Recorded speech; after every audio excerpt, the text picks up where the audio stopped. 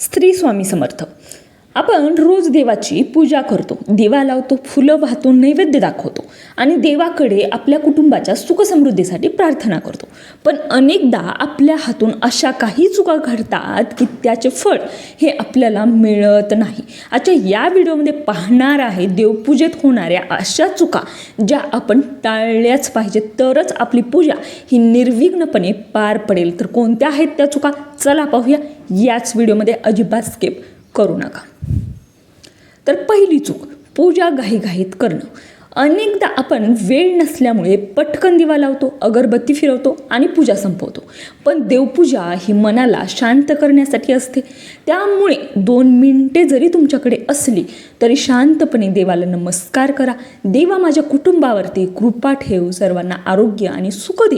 एवढी साधी प्रार्थना देखील पुरेसी आहे. परंतु घाई गडबडीत पूजा करायची नाही. घाई गडबडीमध्ये पूजा करू नका, त्याचे काहीही फळ मिळत नाही. फक्त एक छोटीशी प्रार्थना मनापासून करा, तोच भाव त्या देवाला अपेक्षित असतो. तर दुसरी चूक, पूजेची जागा अस्वच्छ ठेवणं. आता देवघर किंवा पूजा करण्याची जागा ही रोज स्वच्छ करावी. धूळ, जुनी फुले, सुकलेली पाने, विझलेल्या अगरबत्त्यांची राख किंवा जुना नैवेद्य देवघरामध्ये तसाच ठेवू नये. देवघर हे स्वच्छ असेल तर मनही प्रसन्न राहतं.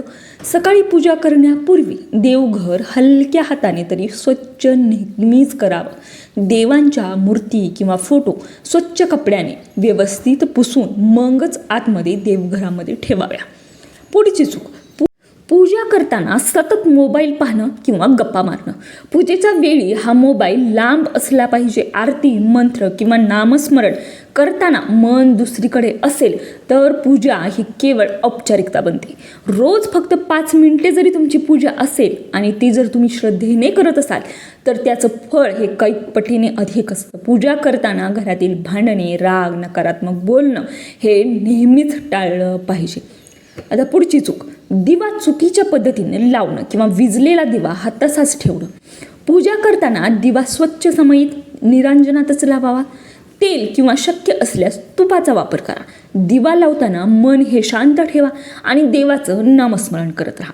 दिवा विझल्यानंतर त्यातील उरलेली वात ही दुसऱ्या दिवशी वापरणं टाळावं. अनेक महिला वापरतात, परंतु ते टाळलं पाहिजे. वापरलेली वात आदराने काढून ठेवा.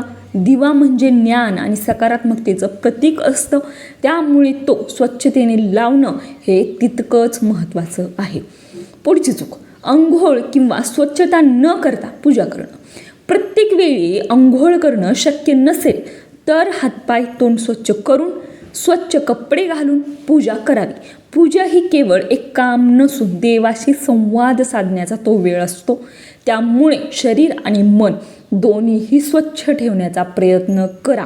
अंघोळ न करता देवपूजा बिलकुल करू नका. तर ही महत्त्वाची गोष्ट आम्हाला सर्वांनाच पाळायची आहे. खूप सामान्य चुका आहेत ज्या आपल्याकडून दररोज घडत असतात. पुढची चूक आहे नैवेद्य दाखवून तो लगेच स्वतः खाणे.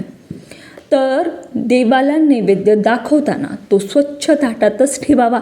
शक्यतो घरात बनवलेलं सात्विक अन्न जसे की फळं असतील, दूध, साखर, गूळ असेल किंवा प्रसाद ठेवावा. नैवेद्य दाखवल्यानंतर काही वेळ देवासमोर ठेवून मग तो प्रसाद म्हणून सर्वांना वाटावा.